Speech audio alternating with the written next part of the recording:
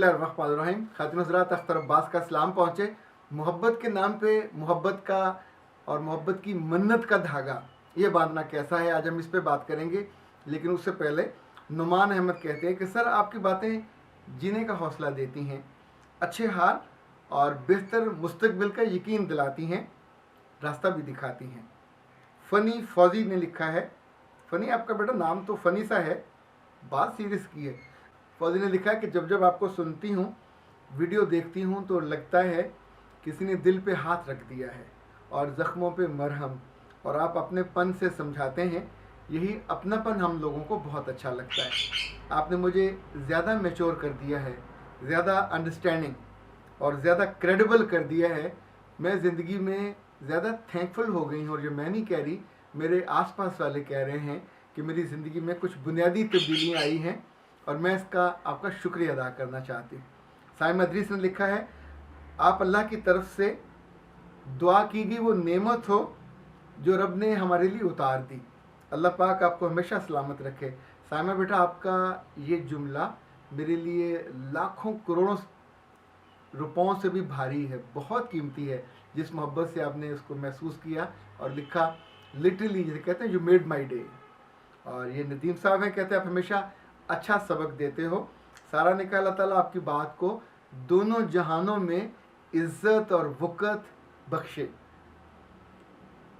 और ये हैं वसीमा अहमद। इनका कहना है कि आपकी वीडियोस ने मेरा जाविया निगाह बदल के रख दिया है। मैं बहुत इमोशनल थी और हमेशा अपने एंगल से सोचती थी और अपने ही अंदाज में जीती थी। इसी को मैं वाहिद तर्ज ज़िंदगी समझती थी, पर अब मैंने सामने वाले की निगाह से सोचना और देखना भी शुरू कर दिया है और मैं उनकी बात को भी इज़्ज़त और अहमियत देने लग गई हूँ। खातिन हज़रात, आज का जो मौजू है वो इस लिहाज से बहुत अहम है कि पिछले दिनों एक बच्ची ने फ़ोन किया एंड शी वाज ऑन दादा दरबार। उसने कहा कि मैं यहाँ रात रही हूँ और मैं यहाँ मन्नत का धागा बांधने आई थी। तो मैंने उससे कहा कि अहमक लड़की, तुम यहाँ क्यों आई, और वो भी अकेले, क्योंकि ये जगह बज़ाहिर तो ज़ाहिर मस्जिद है, लेकिन आसपास के जो लोग हैं वहाँ तो इस तरह के कितने ही गैंग पाए जाते हैं जो बच्चियों को वहाँ से उठा के ले जाते हैं और कोई पूछने वाला भी नहीं होता। यानी इसी वजह से गवर्नमेंट ने वहाँ बाकायदा पुलिस तैनात की। जो बच्चे घरों से भाग के आते थे खाना खाने के लिए, उन्हें और जगह नहीं मिलती थी तो वहाँ चले जाते थे और वहाँ से फिर अगवा हो जाते थे।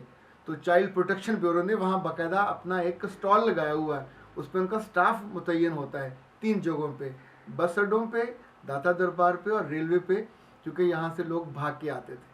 उस लड़की ने अजीब सा जवाब दिया। उसने कहा कि पिछले दिनों मैंने एक ड्रामा देखा जिसमें लड़की मन्नत का धागा मांगने किसी दरबार पे गई और वहाँ जाके उसने मन्नत मानी तो उसका महबूब उसको मिल गया।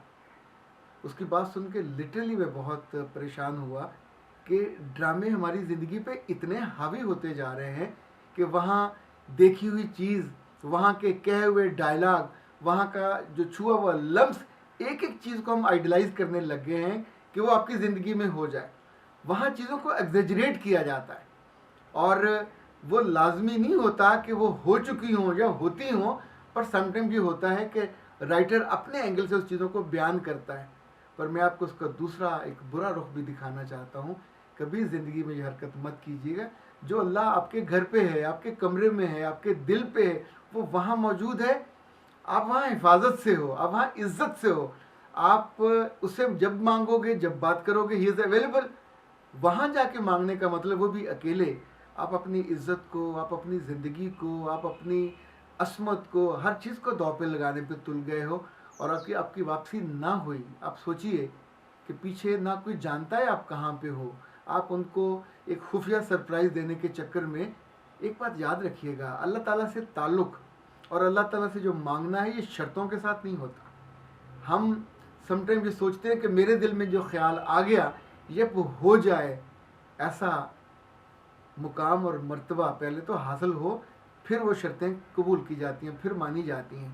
एक बात को याद रखिएगा कि जितनी हमारे यहाँ जगह जगह पे, बड़े शहरों में, मुख्तलिफ स्टॉपों पे औरतें खड़ी होती हैं और ग्राहकों का इंतज़ार कर रही होती हैं, उनको देख के हमको बहुत बुरा लगता है, दुख होता है, तकलीफ़ होती है और समटाइम हम उन पर बहुत बुरी निगाह डालते हैं। ये याद रखिएगा, ये सारी वो औरतें, ये जो बज़ाहिर तवाइफ़ें होती हैं या कॉल गर्ल्स होती हैं, कभी आपने सोचा उनके परसेप्शन के हवाले से, उनके एंगल से, कि उनकी ज़िंदगी में दो चीज़ें नहीं होती, इज़्ज़त नहीं होती, घर नहीं होता, और उनकी ज़िंदगी में खाना नहीं होता, रिस्क नहीं होता, जिसके हसूल के लिए वो रोज़ शाम को बन ठन के आती हैं और एक से एक कुत्ते बिल्ले के साथ चली जाती हैं, जिनको ना वो देखना चाहती हैं, ना उनको पसंद करना चाहती हैं। जिस गुनाह की ज़िंदगी में वो होती हैं, वो मजबूरी के साथ कि उनको इज़्ज़त की छत मैसर नहीं होती, उनको अपने महबूब अजीज़ मैसर नहीं होते जो उनको खाना खिला सके या जो उनकी ज़िंदगी की गाड़ी को आगे चला सके। जिस जिसके पास इज़्ज़त की छत मौजूद है, जिस जिसके पास रिश्ते मौजूद हैं और जिस जिसके पास घर का रिस्क मौजूद है, उसे कभी रिश्तों की बेकदरी नहीं करनी चाहिए। किसी ऐसे लड़के के लिए, किसी ऐसे महबूब के लिए जिसको आप जिसकी ज़िंदगी में आप अभी गए भी नहीं हो और आप उसकी तलब ही तलब में वहाँ पहुँच गए हो जहाँ आपको नहीं पहुँचना चाहिए। अगर आप दरबार पे पहुँच गए हो तो कल आप उसके साथ होटल में भी चले जाओगे, परसों उसके साथ लॉन्ग ड्राइव पे भी चले जाओगे, क्योंकि आपने अपनी लिमिट क्रॉस करना सीख लिया है। जब आपकी लिमिट नहीं बची तो फिर इज्जत भी नहीं बचेगी। पिछले दिनों एक खातून ने रब्ता किया और अपने मियाँ के उन्होंने मुंह भर भर कर गिले किए कि वो बड़े अफसर हैं, उनका इतना बड़ा घर है और सब कुछ है, पर मेरे लिए क्या करते हैं, मुझे तो कुल 50,000 रुपया देते हैं और 50,000 में मुझे पूरे घर का खर्चा चलाना होता है। और मैंने उनसे कह दिया कि रखो तुम अपने 50,000, मैं अपने माँ बाप के घर जाती हूँ, बच्चों को भी तुम संभालो। तो फिर पता नहीं क्यों उन्हें ख्याल आया, उन्होंने मुझे फ़ोन किया, तो मैंने उनसे सिर्फ 2 बातें कही। मैंने कहा अगर ज़िंदगी में कभी किसी नाशुक्रे लोगों का मुकाबला हो तो आप उसमें अव्वल आ जाओगे। आप सोचिए कि बड़े अफसर की तनख्वाह होती है 50,000, तो वो मियाँ आपका अगर आपसे इजहार मोहब्बत नहीं करता, पर जिस तरह आप लड़ाका, जिस टोन में आप बात कर रहे हो, यानी मुझे सुन के ऑकवर्ड लग रहा है, तो खुद उस पर क्या बीतती होगी। इसके बावजूद उसने आपके साथ रिश्ता रखा, आपको इतने बरसों से, यानी 4 बच्चे हैं तुम्हारे, उस घर में तुम रह रही हो इतने सालों से कि बच्चे अब बड़े हो रहे हैं, बेटियां बड़ी हो रही हैं, बेटे बड़े हो रहे हैं, और तुम अब धमकी दे रही हो कि रखो 50,000 अपने पास, मैं अपने माँ बाप के घर जा रहा हूँ। तो क्या माँ बाप ने वहाँ पे कोई दावतनामा भेजा है? क्या कोई रेड कारपेट बिछा हुआ है कि इस मियाँ से आप डिवोर्स लोगे, इससे अलहदगी इख्तियार करोगे? वहाँ कुछ 4 बंदों की लाइन है।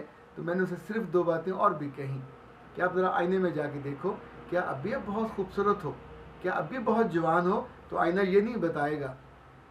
दूसरी शादियाँ खूबसूरत लड़कियों की होती हैं, दूसरी शादियाँ बहुत मीठे लबो लहजे वाली औरतों की होती हैं कि जो मोहब्बत और अखलाक का नमूना होती है, उनको लोग जल्दी से अपने ख़ानदान में शामिल कर लेते हैं।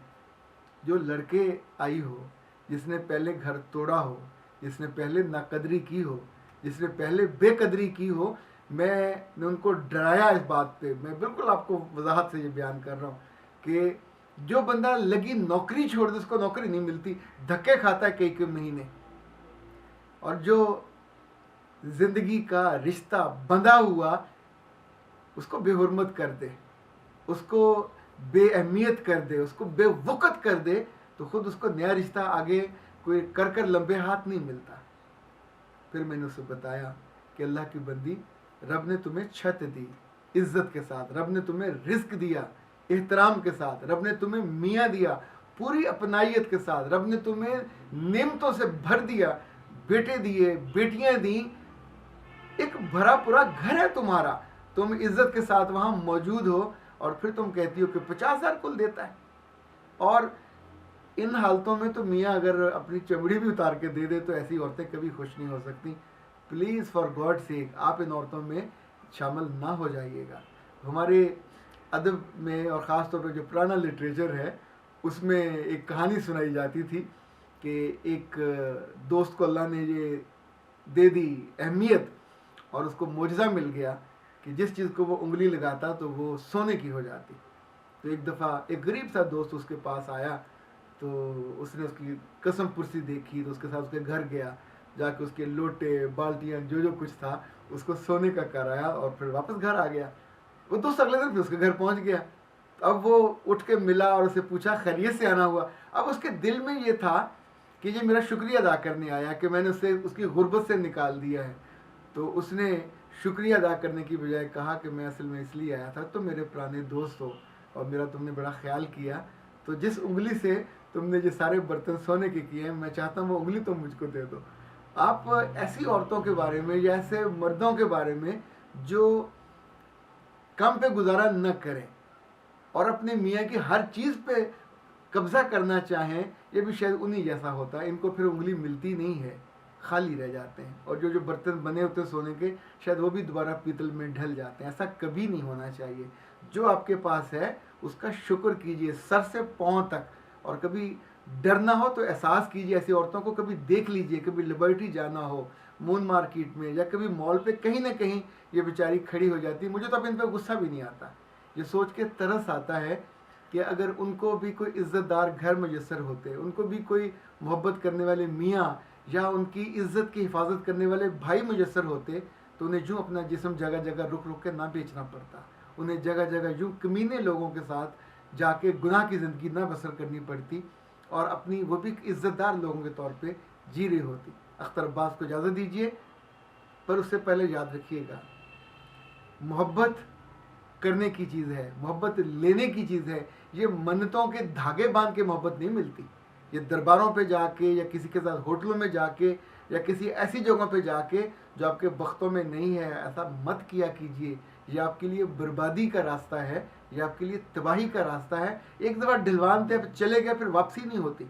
फिर वहाँ से कोई आपको उंगली पकड़ के ले जाए या बेहोश करके ले जाए, you wouldn't be able to face, react, and even अपने आप को डिफेंड भी नहीं कर सकेंगे। और फिर बाकी उम्र आपको रोते गुजरती है आंसुओं के साथ, और वहाँ कोई आंसू पूछने वाला भी नहीं होता। अख्तर अब्बास को इजाज़त दीजिए। अस्सलाम वालेकुम व रहमतुल्लाह।